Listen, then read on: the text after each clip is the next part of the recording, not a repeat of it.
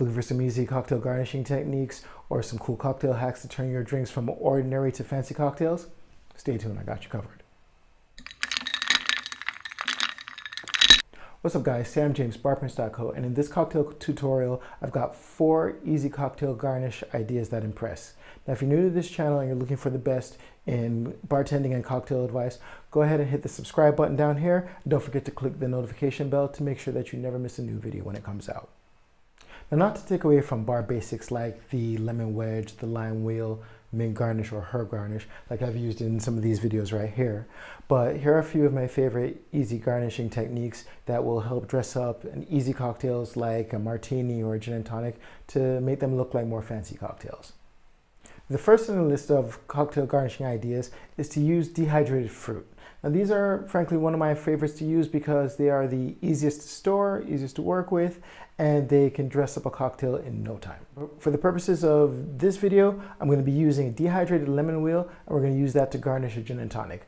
And this is perfect for, frankly, any cocktail that you're serving that's clear. Now there are 3 different ways you can do this. You can either stick it in the glass along with the ice and then fill in the rest of the cocktail there so you see it throughout the glass. You could take one of these cocktail clothespicks and clip it on the side of the glass, or frankly you could either stick it on top of a large cube of ice or stick it in the ice at the top of the glass. All of these work great. Easy way to use the dehydrated lime wheel. Now while we're on the subject, what are some of your favorite easy garnishing ideas? Do you like using fruit, herbs, edible flowers maybe? Go ahead and drop it in the comments below so we can share in all the creativity in the community, try them out for ourselves, and see how we can dress up our cocktails. Now it wouldn't be right to be discussing garnishing without giving honorable mention to the salt rim, or frankly anything else that you'd be rimming your glass with as an easy cocktail garnish. Now if you want to find out how to rim a glass perfectly the way the pros do it, you can check out this video right here, and then this video right here if you're looking for some creative ideas of different things you can use to rim your glass with.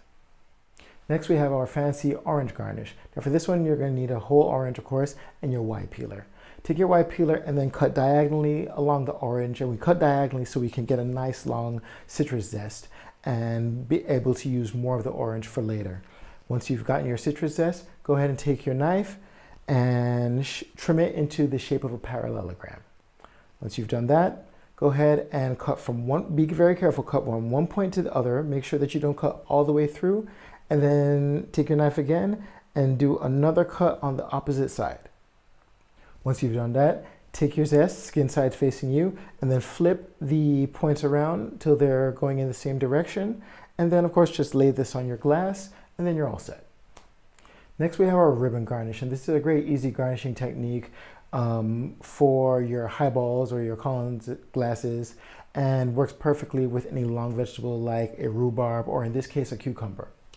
Now for this one, all you're going to do is take your cucumber or your long vegetable and take your peeler, cut a long strip of it lengthwise across the vegetable. When you have a nice strip, take that strip and then go ahead and place it gently into the glass. You can fill the ice in right after that to hold the ribbon in place. And this works great for a gin and tonic or a Moscow Mule, for example. And if you want to know how to make a perfect Moscow Mule, just go ahead and check out this video right here. Once you're done with this one, pour your cocktail in at the end and you're all set.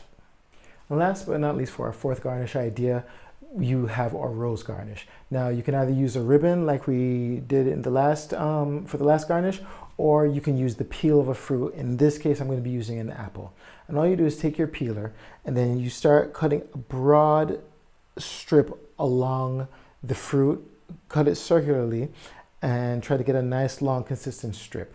Once you've done that, take the peel and go ahead and roll it tightly, tight enough that you can keep the form of the peel, but not so tight that you end up breaking whatever it is that you're working with. Once you've done that, go ahead and take a cocktail pick or a toothpick and go ahead and stick it through so that you can hold it in place. Once that's all done, just go ahead and take your pick with your garnish on it, lay it on top of the glass, and then you're all set. If you're looking for some cocktail ideas that you can use for this type of garnish, you can check out this video right here where I used it in my gin cocktail. But that's pretty much it. My 4 cocktail garnish ideas that impress. Now, if you're looking for products to help you upgrade your bar skills and take them to the next level, go ahead, head over to barprints.co and check out what we have over there. Also, if you haven't already, hit the link in the description and download our free PDF training, which is the Barprints cheat sheet, help you go from a novice bartender to a pro in just under 24 hours. Finally, if you found this video helpful, and I really hope you have, go ahead and give it a like and share it with your friends. And if you want to get some more great bartending advice, don't forget to check out these videos right here. See you in the next one. Cheers.